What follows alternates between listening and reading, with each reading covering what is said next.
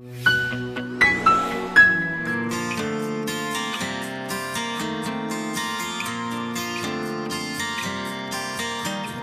Everyone, this is doctor Shashidhar. మనందరికీ తెలిసిందే, ప్రపంచంలో చాలా ఇన్క్యూరబుల్ డిసీజెస్ చాలా ఉన్నాయి. అందులో ఒకటైన సికిల్ సెల్ ఎనీమియా మన భారతదేశంలో ఇంచుమించుగా 14 నుంచి 20 లక్షల మంది పేషెంట్లు ఈ సికిల్ సెల్ ఎనీమియాతో సఫర్ అవుతూ ఉన్నారు. ఈ సఫరింగ్లో భాగంగా వాళ్ళకి ఎప్పుడు ఏ ఇబ్బంది వస్తుందో మనకి తెలీదు. ఏ ఇబ్బంది వచ్చినా పరుగున ఆసుపత్రుల చుట్టూ పరిగెత్తుతూ ఆ ట్రీట్మెంట్లు చేయించుకుంటూ, దాంతోపాటుగా వారికి ఎప్పటికప్పుడు బ్లడ్ ట్రాన్స్ఫ్యూజన్లు చేయించాల్సిన అవసరం చాలా సందర్భాల్లో వస్తూ ఉంటుంది. అంతేకాకుండా ఇన్ని ట్రీట్మెంట్లు చేయిస్తున్నా సరే ఏ క్షణం ఎలా ఉంటుందో మన ఎవరికీ తెలియని పరిస్థితిలో అయితే ఉంటారు. అటు డాక్టర్లైనా లేదా పేషెంట్లకైనా సరే ఏ క్షణం ఏది ఎదురవుతుందో, ఏ క్షణం ఏ ఇబ్బంది వస్తుందో, ఏ ఇబ్బందితో వాళ్ళు సఫర్ అవుతారో, ఏ ఇబ్బందితో చనిపోతారో కూడా తెలియని పరిస్థితి అయితే ఉంటుంది. బట్ అలాంటి సికిల్ సెల్ ఎనీమియా కేసెస్లోని ముఖ్యంగా ఇప్పుడు కన్వెన్షనల్ ట్రీట్మెంట్ ఏదైతే ఉందో ఆ ట్రీట్మెంట్లో వాళ్ళకి వచ్చిన ఇబ్బందికి ట్రీట్మెంట్ ఇవ్వడం తప్ప దాన్ని నయం చేయగలిగే ట్రీట్మెంట్లు అయితే ఎక్కడా లేవు. బట్ ఆ ఇబ్బందులు కూడా రోజుకి సంవత్సరంకి కూడా చాలా పెరిగిపోతూ పేషెంట్ని చాలా ఇబ్బంది పెడుతూ వాళ్ళని నరకయాతన అనుభవించేటట్టయితే చేస్తుంది ఆ వ్యాధి. బట్ అలాంటి వ్యాధికి మనం ఏమీ చేయలేమా అని ఒక క్వశ్చన్ ఎప్పుడూ ఉంటూనే ఉంటుంది.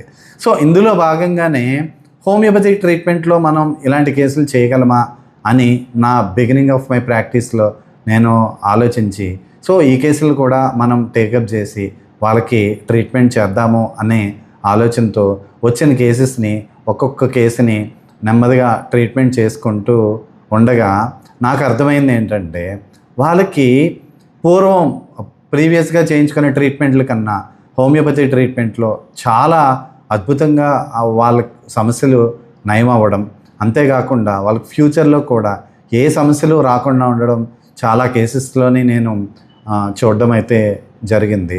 సో ఇందులో భాగంగానే ఒక సామాజిక బాధ్యతతో ఎవరైతే ఈ సికిల్ సెల్ ఎనీమియాతో సఫర్ అవుతున్న పేషెంట్లు ఎవరైతే ఉన్నారో వాళ్ళు ఎవరికైనా కానీ, వాళ్ళు రిచ్ అయినా కానీ పూర్ అయినా కానీ వారికి ₹1 కూడా ఫీజు తీసుకోకుండా మందులతో సహా, అంటే ఏ హిడెన్ ఛార్జెస్ లేకుండా వాళ్ళకి పూర్తిగా వైద్యం ఫ్రీగా ఉచితంగా చేయాలని నిర్ణయించుకొని ఇప్పటికీ చాలామందికి సికిల్ సెల్ ఎనీమియా పేషెంట్లకి అయితే హోమియోపతి వైద్యంతోనే వాళ్ళకి ట్రీట్మెంట్ ఇవ్వడం అయితే జరిగింది.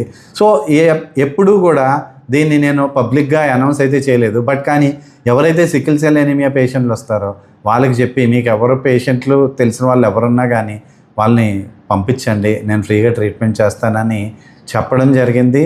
అలానే వచ్చి చాలామంది సికిల్ సెల్ ఎనీమియాకి ఏ ఇబ్బందులు లేకుండా వాళ్ళ లైఫ్ని లీడ్ చేయడం కూడా జరుగుతూ ఉంది. ఇందులో భాగంగానే ఇప్పుడు పబ్లిక్గా అనౌన్స్ చేద్దాము. ఎందుకంటే చాలా కేసెస్లో, ఇప్పుడు అన్ని కేసులు నయం చేసేయగలను అని చెప్పలేను కానీ, బట్ చాలా కేసెస్లో వాళ్ళు పడే బాధలు ఏవైతే ఉంటాయో వాటిని చాలా వరకు తగ్గించేయచ్చు. అంతేకాకుండా వారికి ఎమర్జెన్సీగా ఏదైతే బ్లడ్ ట్రాన్స్ఫ్యూజన్ అవసరమై ఉంటుందో ఆ అవసరాన్ని ఆల్మోస్ట్ మనం 0 కూడా చేసేయచ్చు చాలా కేసెస్లోని, అన్ని కేసులు కాకపోయినా కానీ. అందుకే ఈ జూన్ 19ని సికిల్ సెల్ ఎనీమియా డే నాడు ఈ పబ్లిక్ అనౌన్స్మెంట్ చేయాలని ఈ వీడియో చేస్తున్నాను.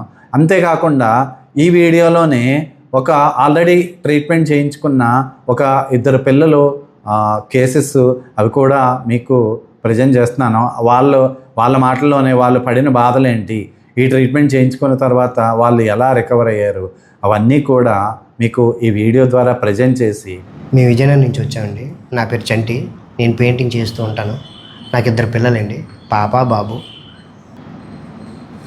పాపకి 5 సంవత్సరాలు వచ్చిన తర్వాత ఒకసారి సడన్గా పడిన తర్వాత నుంచి కాళ్ళు చేతులు తేలిపోయి జ్వరం వచ్చినట్టు అయిపోయి పేలగా తేలిపోయిన తర్వాత ఏంటి ఇలా జరుగుతుందని చెప్పేసి హాస్పిటల్ మామూలుగా నార్మల్గా తీసుకెళ్ళాం. హాస్పిటల్కి తీసుకెళ్ళిన తర్వాత అక్కడ డాక్టర్ గారు ఏమన్నారంటే వెన్నులో నీరు తీయాలమ్మా, టెస్టులు చేయాలని చెప్పారు. సరే అని చెప్పి ఓకే చేసాం. వెన్నులో నీరు తీశారు. తర్వాత టెస్టులు చేశారు. టెస్టుల్లో నుంచి సికిల్ సెల్ ఎనీమియా అనే వ్యాధి అని చెప్పారు. ఇది ఒక దోషం అమ్మా, ఇది ఉంటుంది, ఎప్పుడు ఉంటుందని చెప్పారు. అప్పటి నుంచి మేము బ్లడ్ ఎక్కించడం అనేది మేము ఎప్పుడు స్టార్ట్ చేయడం మొదలెట్టామండి పాపకి. అలాగే బాబుకి కూడా, బాబుని చూసి కూడా డాక్టర్ గారు ఏమన్నారంటే ఇలాగ మీ బాబు కూడా అలాగే ఉన్నాడు, మీ బాబుకి కూడా టెస్ట్ చేయండి అని అంటే బాబు కూడా టెస్ట్ చేసిన తర్వాత బాబుకి కూడా అదే వ్యాధి అని చెప్పారు. అప్పటి నుంచి వీళ్ళిద్దరిని హాస్పిటల్కి తిరగడం మొదలెట్టామండి. ప్రతి నెలకి 2 నెలలకి ప్రతిసారి బ్లడ్ ఎక్కిస్తూనే ఉండాలి. అలాగే ఎక్కిస్తూ ప్రతిరోజు మేము నరకం అనిపించాం. తర్వాత ప్రతిరోజు నైట్ అయ్యేసరికి ఒక్కొక్కసారి సడన్గా గుండెలో నొప్పి, తర్వాత చేతుల నొప్పులు, కాళ్ళ నొప్పులు, తర్వాత బుర్రంతా నొప్పి అని కూడా మేము ఆ టైంలో లెగిసి 1 గంట 2 గంటలు అలాగా సేవ చేసుకుంటూ అలా బాధపడుతూ ఉండేవాళ్ళం. కానీ ఎప్పుడు ప్రతిరోజు అదే జరుగుతూ ఉంటుంది. అలా ఉండడం వల్ల మాకు కంటికి నిద్ర లేదు. తర్వాత మాకు మనశ్శాంతి లేకుండా అయిపోయింది. నేను పని చేస్తున్నాను కానీ నా ఏంటి జీవితం అనేసి ఒక ఆలోచన వచ్చేసింది నాకు. కానీ అలాగ ఉంటున్న తరుణంలో కొన్ని మందులు వాడాం. అవి వాటికి కూడా మరి మాకు అవకాశం లేదండి. మేము ఎవరైతే చెప్తున్నా మేము వెళ్ళేవాళ్ళం. పలానా డాక్టర్ గారు ఇలాగ ఉన్నారు అనేసరికి అక్కడికి తిరిగేవాళ్ళం. అక్కడ కూడా లేదు. అక్కడికి వెళ్ళేసరికి అది పోయింది. వైజాగ్ వెళ్ళాము, వైజాగ్ హాస్పిటల్ తిరిగాము, విజయనగరం హాస్పిటల్ తిరిగాము. ఇన్ని తిరిగినా సరే పిల్లల విషయంలో మాత్రం అదే తంతు. పాపకి అలాగే గుండెలో నొప్పి వచ్చేది, చాలా బాధపడేవాళ్ళం. నైట్ అలాగే లెగిసిపోయి నిద్రలు అనేది కష్టం అయిపోయింది మాకు. పగలు మేము పని చేయాలా, తర్వాత వీళ్ళ కోసం పాటలు పాడాలా అనే ఆలోచనలో ఎప్పుడు నిమగ్నం అయిపోయి అలాగ మాకు టెన్షన్లు ఎక్కువ ఉండేవి అనమాట. అలాగ ఉంటున్న తరుణంలో ఒకసారి వైజాగ్ హాస్పిటల్ శశిధర్ గారు విషయంలో ఒక అతను చెప్పారు మాకు. ఇలా చెప్పిన తర్వాత ఒకసారి అక్కడ ట్రై చేయండి, అక్కడ ట్రీట్మెంట్ బాగుందని విన్నానని ఆయన చెప్పారు. ఆయన చెప్పగానే ఇన్ని తిరుగుతున్నాం. తర్వాత బాబు విషయంకి వచ్చేసరికి బాబుకి పెద్ద హాస్పిటల్లో చూపించేసరికి కిడ్నీలో రాళ్ళు పడ్డాయని చెప్పారు. వీటి వల్ల ఆపరేషన్ చేయాలి, అటు ఇటు అన్నారు. బాబు అది మేము కూడా చాలా బాధపడ్డాం. ఏది చేయాలి, ఆపరేషన్ ఏంటి, ఎంత చిన్న వయసులో ఆపరేషన్ అంటే ఎలా ఏంటి నాకు అవన్నీ తెలీదు. నేను ఓన్లీ పెయింటింగ్ చేయడం వచ్చేవారు. అప్పుడు హాస్పిటల్లో బాబుకి ఆపరేషన్ చేయాలనేసరికి నేను అటు ఇటు ఆలోచించలేక ఏం చేయాలో తెలియని పరిస్థితుల్లో శశిధర్ గారి హాస్పిటల్ గురించి నాకు ఒకళ్ళు చెప్పారు. చెప్పిన తర్వాత డైమండ్ పార్క్ దగ్గర ఉంది హాస్పిటల్, అక్కడికి వెళ్ళండి ఒకసారి. ఎందుకంటే ఇద్దరికి చూపించాము, ఇద్దరు వాళ్ళు రిజల్ట్ బాగుందని చెప్పేసరికి మేము మరి ఫైనల్గా అన్నీ తిరిగాం. ఇది ఒకటి చూసేద్దాం. అక్కడ ఆపరేషన్కి హాస్పిటల్ వాళ్ళు నాకు ఫోన్ చేశారు. మీరు ఆపరేషన్కి రావాలి, అటెండ్ అవ్వాలి, మీకు ఫోన్ చేస్తాను, మీరు రావాలి కదా, మీరు రాలేదని అడిగితే వస్తామండి అని చెప్పేసి ఏదో చెప్పి ఆపాం. ఆపిన తర్వాత లాస్ట్ ఫైనల్గా ఇది ఒకసారి చూద్దాం ఆ హోమియోపతిలో అని చెప్పేసి డైమండ్ పార్క్ హాస్పిటల్ దగ్గరికి వచ్చామండి. వచ్చిన తర్వాత డాక్టర్ గారు మాతో బాగా మాట్లాడి మీకేం కాదు, ఏమవ్వదు, నేను చూసుకుంటాను, మీ పిల్లల బాధ్యత అంతా నువ్వు పర్వాలేదు, ఏ ప్రాబ్లం ఉండదు, మీరు ముందు ఈ మందులు వాడండి అని చెప్పేసి మాకు ట్రీట్మెంట్ స్టార్ట్ చేశారండి. పాపకైతే 16 సంవత్సరాలు అంటే మెచ్యూర్ అయ్యే 14-15 కల్లా అయిపోతుంటారు ఈ రోజుల్లో. అలాంటిది పాపకు 16 వచ్చాయి. అప్పటికి కూడా ఇంకా అవ్వలేదు. అవ్వకపోయేసరికి మేమేం చేయాలి, ప్రతి డాక్టర్ కూడా ఆ విషయంలో చేతులు ఎత్తేసారు. అవుతుందో కూడా తెలియని పరిస్థితి ఏంటి అనేసి మేము ఆ టైంలో ఈ డాక్టర్ గారి దగ్గరికి వచ్చిన తర్వాత ఆటోమేటిక్గా 2 నెలల్లో మెచ్యూర్ అయిపోయింది పాప. అయిన తర్వాత బాబుకి కూడా గ్రోత్ వచ్చింది. బాబు పొట్టిగా ఉండేవాడు, సన్నగా పొట్టిగా ఉండేవాడు. వాడి గురించి కూడా అదే ఆలోచన, వీళ్ళు ఇలాగే ఉంటారా, ఎదుగుతారా, లేకపోతే ఇలా ఉండిపోతారా, ఏంటి పరిస్థితి అనేసి ఒక ఆలోచనలో ఉన్న టైంలో ఎప్పుడైతే ఈ హాస్పిటల్కి వచ్చామో ఈ హాస్పిటల్లో ట్రీట్మెంట్ అందుకున్న దగ్గర నుంచి బాబు కూడా గ్రోత్ పెరిగి ఇంచుమించు నా హైట్ అయిపోయాడు. పాప కూడా నాకంటే హైట్ అయ్యింది. ఆ విషయంలో, ఫుడ్ విషయంలో అన్నింటిలో జాగ్రత్త, చక్కగా తింటున్నారు, అన్నీ ఉంటున్నారు. డాక్టర్ గారు చెప్పిన సలహాల ప్రకారంగా పాటిస్తున్నారు. ఇది ఇలాగ వెళ్తున్నాం మేము. ఇది నా పేరు వెంకటలక్ష్మి. నాకు ఒక పాప బాబు ఇద్దరు ఉన్నారు. మా పాప విషయంలో అయితే 2022లో ఇక్కడికి వచ్చాము. మేము నెలకి బ్లడ్ ఎక్కించుకునేవారిని, అయినా కూడా మా పాప పుష్పత అవ్వదని చెప్పారు. సారాలు చెప్పకపోతే నాకు చాలా బాధగా అనిపించింది. ఇదేంటి పాపకు 16 సంవత్సరాలు పుష్పత అవ్వలేని అంటున్నారు, ఏంటి ప్రాణాల ప్రమాదం ఏంటని ఎంతో నానే ఎన్నో ప్రశ్నలుగా ఉండిపోయేవి. కానీ ఇక్కడికి 2022లో వచ్చాము. ఇక్కడికి వచ్చిన తర్వాత మందులు వాడిన తర్వాత పాప పుష్పత అయింది 16 సంవత్సరాలకి. ఇప్పటికీ 2 సంవత్సరాలు అవుతుంది పుష్పత అయ్యి. ఈ మందులు వాడిన కానించి పాపకు కానీ బాబుకు కానీ నొప్పులు కానీ ఎటువంటి బాధలు కూడా రాలేదు. పిల్లలు చాలా బాగున్నారు. మా పిల్లల వల్ల మేము ఇప్పుడు చాలా సంతోషంగా ఉన్నాము. కారణము ఈ హాస్పిటలే కారణము. ఈ హాస్పిటల్ హోమియోపతి హాస్పిటలే కారణము. ట్రీట్మెంట్ కూడా చాలా సక్రమంగా జరుగుతుంది, పిల్లలకి సక్రమంగా జరుగుతుంది. ఫీజు కూడా మాలాంటి వాళ్ళకి తీసుకోవట్లేదు. మాలాంటి వాళ్ళకి చాలామందిని ఆదుకుంటున్నారు, చాలామందికి అండగా ఉన్నారని కూడా చెప్తున్నారు, చూపిస్తున్నారు కూడా. కానీ నాలాంటి వాళ్ళు ఎంతోమంది ఈ వ్యాధి ఉన్న ప్రతి ఒక్క ఫ్యామిలీ కూడా ఇక్కడికి వచ్చి ఈ హాస్పిటల్ నమ్మాలని నేను మనస్ఫూర్తిగా కోరుకుంటున్నాను. ఈ మందుల మీద నమ్మకం పెట్టి ప్రతి ఒక్కరు ఇక్కడికి రావాలి, నమ్మిని బట్టి. ఎందుకంటే మన పిల్లల భవిష్యత్తు కోసమే ఇక్కడికి మనం కంపల్సరీగా రావాలి. ఎంతోమంది హాస్పిటల్కి వెళ్ళినా అక్కడ జరుగుతుందంటే నేను నమ్మను. ఇక్కడికైతే నా పిల్లల బాధ్యత చాలా సక్రమంగా ఉంది. ఇంతకుముందు కూడా నాలోని భయము గట్ట అన్నీ పోయేవి. ఇక్కడికి వచ్చిన తర్వాతలే భయము గట్ట అన్నీ పోయాయి. ఈ హాస్పిటల్కి వచ్చిన కానించి ఇక్కడికి వచ్చిన తర్వాత హ్యాపీగా నా బిడ్డలు సంతోషంగా ఉన్నారు. వాళ్ళ మొక్కలు ఇప్పుడు నేను ఏ ఆనందం కోరుకున్నాను అనుకున్నాను ఆ ఆనందమే నాకు కనబడుతుంది.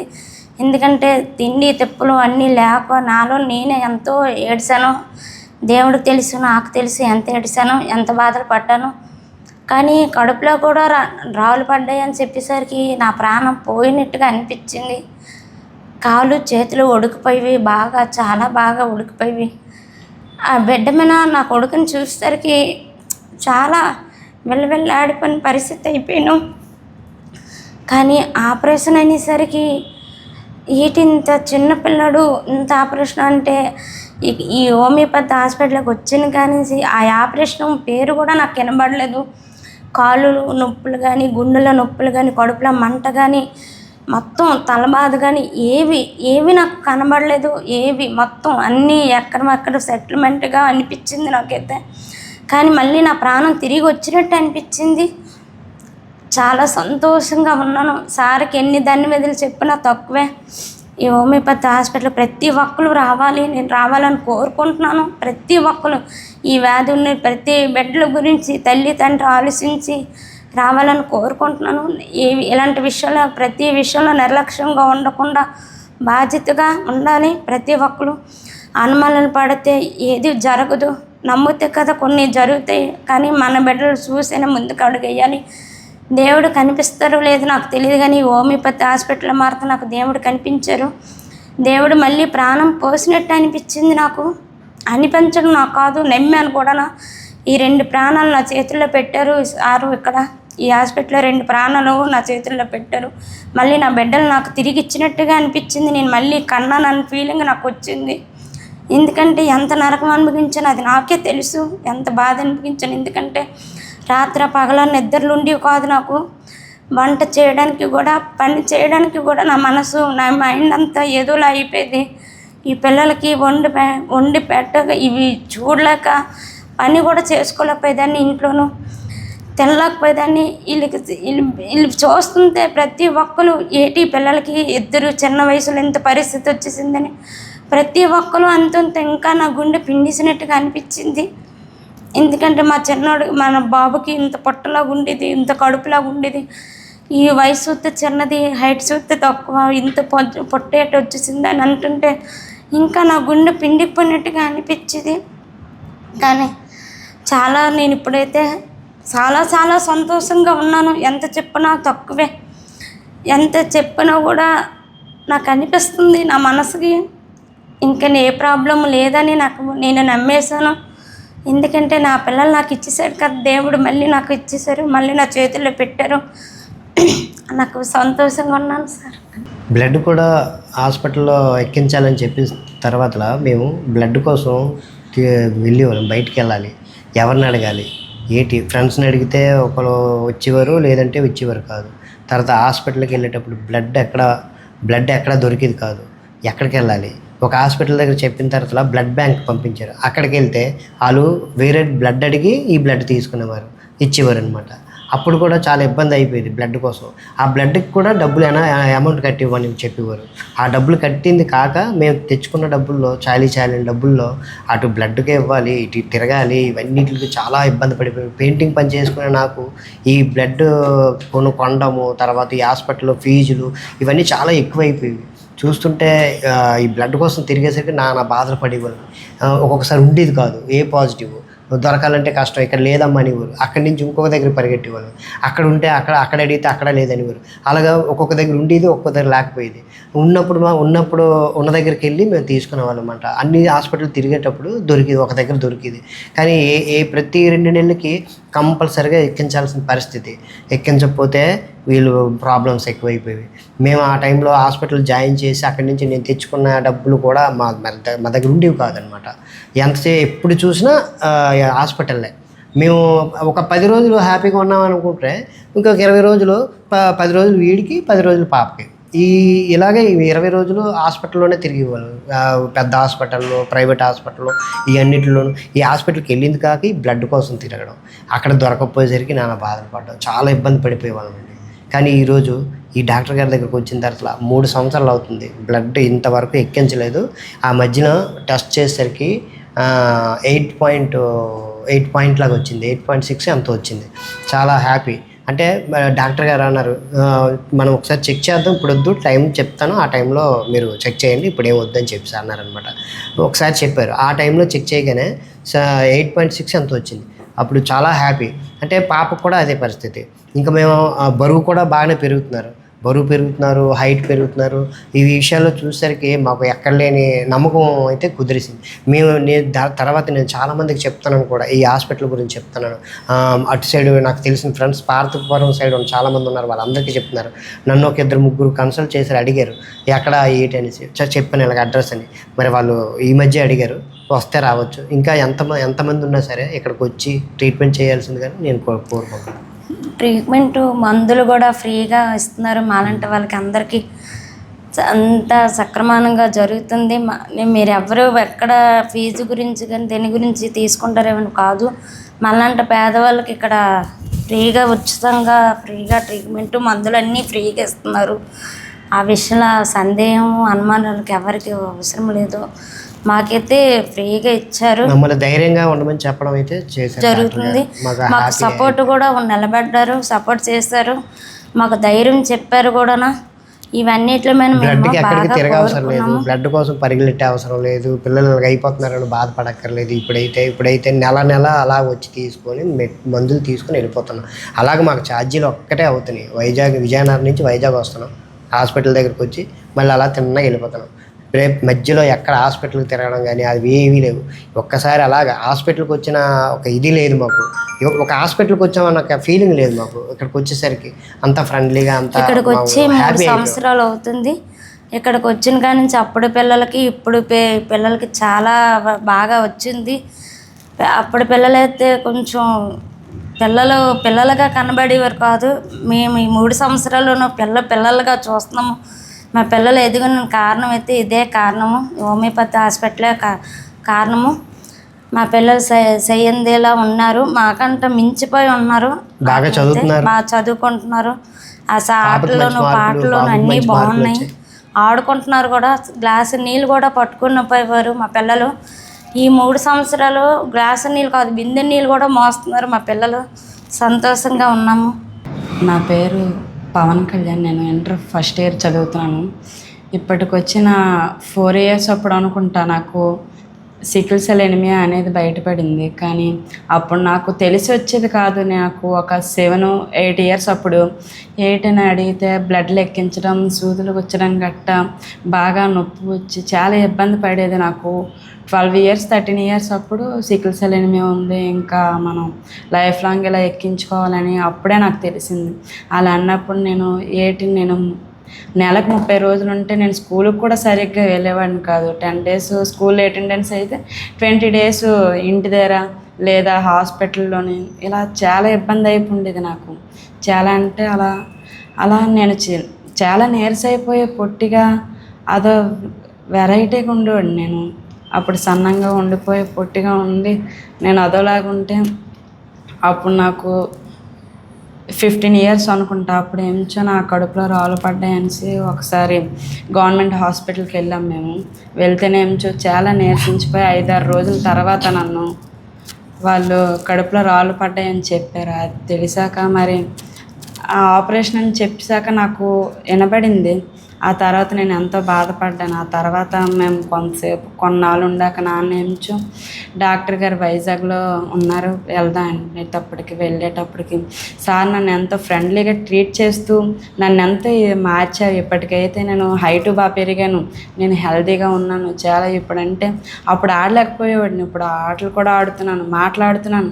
కొంచెం వాయిస్ కూడా పెద్దగా బాగా వచ్చింది. అంటే నేను చాలా మార్పు వచ్చాను. నాకెంతో ఇప్పుడు సంతోషంగా ఆనందంగా ఉంది. అప్పుడంటే నెల వచ్చిందంటే నాకు ఏ రాత్రి నొప్పి వస్తుందో, ఈరోజు రాత్రి నాకు నొప్పి వస్తుంది, ఏటో కడుపులో నొప్పి, అసలు ఏ నొప్పి వస్తుందో కూడా అదోలాగా అయిపోయింది నాకు అప్పుడు. కానీ ఇప్పుడు అదేం లేకుండా ఈ మందులు వాడుతూ నేను చాలా అంటే చాలా సంతోషంగా మందులు వేసుకుంటూ ఆడుకుంటూ పాడుకుంటూ ఇప్పుడు ఎంత ఆనందంగా ఉన్నాను. ఇదంతా శశిధర్ అనే డాక్టర్ గారి వల్ల చాలా మమ్మల్ని బాగా ట్రీట్ చేశారు. నాకు ఇప్పుడు ఎంత సంతోషంగా ఉందంటే డాక్టర్ గారి వల్లనే. నా పేరు హరిప్రియ, నేను ఇంటర్ చదువుతున్నాను. నాకు 5 years ఉన్నప్పుడు సికిల్ సెల్ ఎనిమియా అనే డిసీజ్ ఉందని తెలిసింది. అయితే Vizianagaram hospitals and Vizag hospitals కూడా తిరిగాము. ఏ హాస్పిటల్స్కి వెళ్ళినా సరే బ్లడ్ అలా ఎక్కించుకుంటూ ఉండాలి, జీవితాంతం బ్రతుకున్నంతకాలం బ్లడ్ ఎక్కించుకుంటూ ఉండాలి, అండ్ పీరియడ్ మెచ్యూర్ కూడా అవ్వదు పాప అని చెప్పేసి అనేవారు. మిడ్నైట్ నాకు బాడీ పెయిన్స్ రావడం, ఎక్కువైతే గుండెల్లో నొప్పి వచ్చేది. ఆ నొప్పికి అసలు పడుకోలేకపోయేదాన్ని. నాతో పాటు మా అమ్మ నాన్నలకు కూడా నిద్ర ఉండేది కాదు. చాలా స్ట్రగుల్స్ ఫేస్ చేసాము. మేము ఇక్కడికి 2022లో వచ్చాము. 3 years బ్యాక్ వచ్చాము. 3 yearsగా ఇక్కడ మెడిసిన్ యూజ్ చేసాం. అయితే ఈ 3 yearsలో మాకు మిడ్నైట్ ప్రాబ్లమ్స్ అనేవి ఏం లేకుండా, అలాగే బాడీ పెయిన్స్ ఏం లేకుండా సరే మంచిగా ఇప్పుడు హ్యాపీగా ఉన్నాము. అప్పుడు ఎలా అయితే చాలా స్ట్రగుల్స్ ఫేస్ చేసామో ఇప్పుడు అవేమీ లేకుండా సరే మంచిగా ఉంటున్నాము. మంచిగా అప్పుడు స్కూల్స్కి కూడా చాలా ఆప్షన్స్ అయిపోయేవి, మంచిగా ఉండేది కాదు. చదవడానికైనా సరే ఈ ప్రాబ్లమ్స్ నుంచి ఎక్కువసేపు కూర్చున్నా సరే బ్యాక్ పెయిన్ వచ్చేయడం, లేదా ఎక్కువసేపు పడుకున్నా సరే పెయిన్స్ వచ్చేవి. అసలు ఎక్కువసేపు కూర్చునే వాళ్ళం కాదు, పడుకునే వాళ్ళం కాదు. చాలా సన్నంగా, చాలా అసలు అందరి పిల్లల్లో అయితే ఉండేవాళ్ళం కాదు. ఓపిక ఉండేది కాదు, స్ట్రెంగ్త్ ఉండేది కాదు మాకు. ఈ 3 yearsగా మేము ఇక్కడ హోమియోపతి మెడిసిన్ యూజ్ చేస్తున్నాగా అంతా మంచిగానే ఉంది, బాగానే ఉన్నాం. ఇప్పుడు అందరి పిల్లలతో ఉన్నట్టుగా మంచిగానే ఉంటున్నాము. ఎలాంటి ప్రాబ్లమ్స్ లేకుండా, పెయిన్స్ లేకుండా ఈ మెడిసిన్ యూజ్ చేసినందుకు చాలా హ్యాపీగా ఉంటున్నాం. పబ్లిక్కి అందరికీ కూడా నేను చెప్పదలుచుకుంది ఏంటంటే, సికిల్ సెల్ ఎనీమియాతో సఫర్ అవుతున్న ఎవరైనా కానీ మా దగ్గరికి కనుక వస్తే మేము వాళ్ళకి ఎటువంటి హిడెన్ ఛార్జెస్ లేకుండా వాళ్ళకి పూర్తిగా మందులు కూడా మేమే, మా సొంత డబ్బులతో మేమే మందులు కూడా వాళ్ళకి ఇచ్చి, వాళ్ళకి ఏ సమస్య వచ్చినా, వాళ్ళకి ఎటువంటి ఇబ్బంది వచ్చినా కానీ మా మందులతోనే ఉచితంగా పూర్తిగా ట్రీట్మెంట్ చేస్తామని ఈ వీడియో ద్వారా మీకు తెలియజేసుకుంటున్నాను. సో ఈ వీడియో ఒకవేళ మీకు అవసరం లేకపోయినా కానీ ఇలాంటి అవసరం మీకు తెలిసిన వాళ్ళకి ఎవరికైనా ఉండొచ్చు. వాళ్ళందరికీ కూడా ఈ మెసేజ్ని చేరుస్తారని భావిస్తూ మరొకసారి ఒక సామాజిక బాధ్యతని తీసుకొని ఉచితంగా చేయాలని ఈ మిషన్ని నెత్తి మీద పెట్టుకొని ట్రీట్మెంట్ ఉచితంగా ఏ రుసుము లేకుండా చేయాలని డిసైడ్ అయ్యి మీ అందరికీ తెలియజేసుకున్నాను. సో ఏ పేషెంట్ మీకు తెలిసిన సికిల్ సెల్ ఎనీమియా పేషెంట్లు ఎవరున్నా కానీ వాళ్ళు పడే బాధల నుంచి విముక్తి చేయడానికి ఈ హోమియోపతి ట్రీట్మెంట్కి పంపించండి. ఖచ్చితంగా మెజారిటీ ఆఫ్ ది కేసెస్లోనైతే చాలా అద్భుతమైన రిజల్ట్సే వస్తున్నాయి. వాళ్ళ బాధలు, సమస్యలు అన్నీ కూడా చాలా వరకు తగ్గిపోతున్నాయి. So don't miss the chance. మీకు తెలిసిన ఎవరైనా కానీ వారికి చెప్పండి. హోమియోపతిక్ ట్రీట్మెంట్ కూడా ఒకసారి ప్రయత్నం చేయమనండి. ఒకసారి ప్రయత్నం చేస్తే వారికే అర్థమవుతుంది ఎంత అద్భుతంగా మార్పులు వస్తున్నాయో. సో దానికి ₹1 కూడా చెల్లించాల్సిన అవసరమైతే లేదు. మందులతో సహా వాళ్ళకి అవసరమైన హెల్త్ పరంగా అవసరమైన ప్రతి మెడిసిన్స్, కన్సల్టేషన్స్ ఇవన్నీ కూడా పూర్తి ఉచితంగా అయితే మేము చేయడానికి రెడీగానే ఉన్నాము. Thank you.